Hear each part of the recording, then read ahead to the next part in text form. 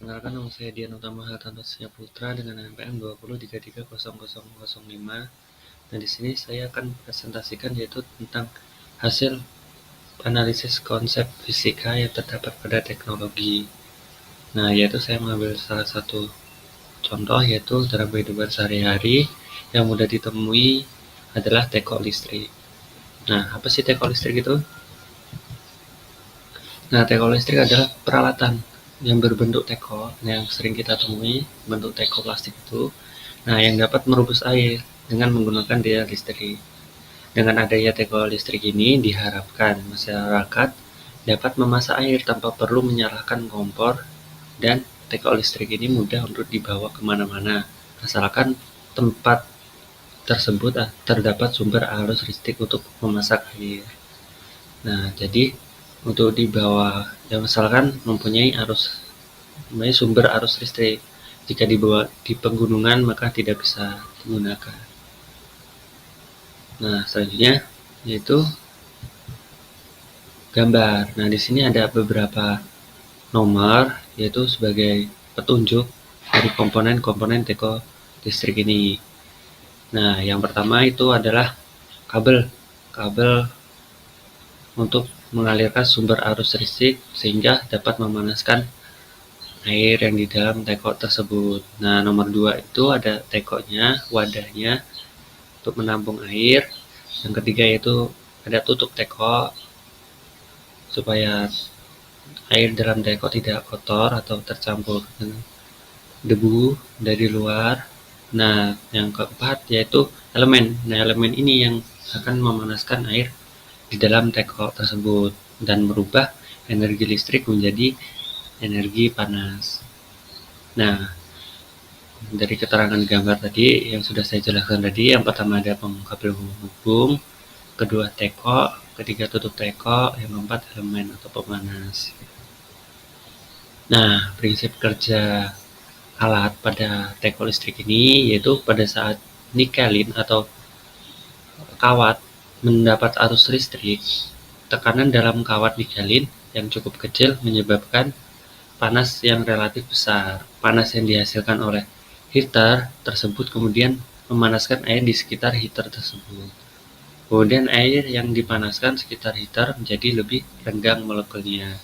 Dan hal ini memungkinkan air di permukaan yang lebih dingin mengalir menuju ke kedalaman atau tempat pemanasan air tersebut, atau menuju ke suhu yang lebih tinggi.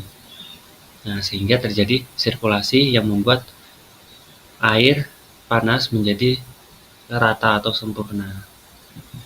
Nah, di sini ada beberapa konsep fisika, yaitu yang pertama adalah energi. Jelas di sini terdapat perubahan energi, yaitu energi listrik dirubah menjadi energi panas. Seperti dalam hukum energi tidak dapat dimusnahkan dan diciptakan, melainkan dapat dirubah bentuknya. Nah, energi sendiri adalah kemampuan untuk melakukan usaha. Nah, usaha itu maksudnya mengalami usaha ketika arus listrik dialirkan maka akan terjadi panas. Nah, itu disebut usaha.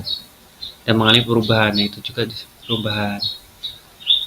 Nah, usahanya maksudnya merubah air menjadi panas.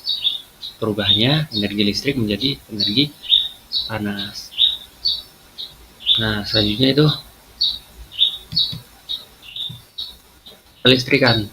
Nah, sudah pasti bahwa teko listrik ini harus menggunakan aliran listrik, sehingga perlu adanya rangkaian kelistrikan. Ketika arus mengalir menuju elemen, maka harus akan menjumpai resistansi sehingga menghasilkan panas dan pada elemennya. Jadi di dalam elemen tersebut terdapat komponen sehingga membuat arus listrik menjadi panas. Terus selanjutnya itu kalor. Nah, di sini terdapat konsep fisika, yaitu yang terakhir perpindahan kalor. Nah, terjadi perpindahan panas secara konveksi ketika merebus air. Sama halnya seperti merebus dalam menggunakan kompor. Nah, di dalam teko listrik ini prinsipnya sama saja. Nah, ketika merebus air di dalam teko listrik, pemanas atau elemen akan meningkatkan suhu sehingga air sekitar elemen akan ikut naik, akan membuat air mendidih, dan air bersuhu panas di bagian bawah akan naik dan suhu yang dingin akan turun. Nah, kemudian terjadi perputaran secara konveksi. Hal ini membuat air tersebut matang dengan sempurna. Ya, jadi ada sirkulasi perpindahan antara energi dingin ke energi panas dan energi panas ke energi yang lebih dingin. Nah, selanjutnya yaitu kesimpulan. Jadi dari analisis konsep fisika yang terdapat pada teko air itu terdapat banyak sekali konsep fisika. Nah, yaitu yang pertama energi.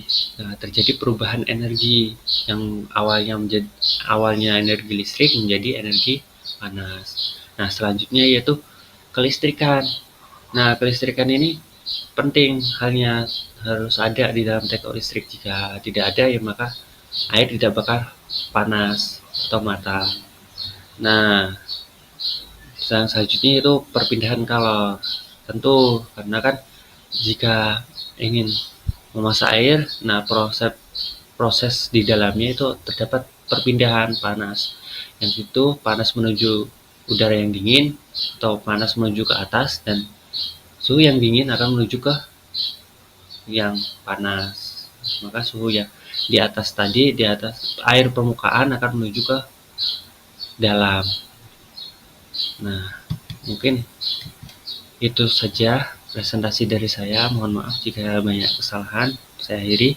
Assalamualaikum warahmatullahi wabarakatuh.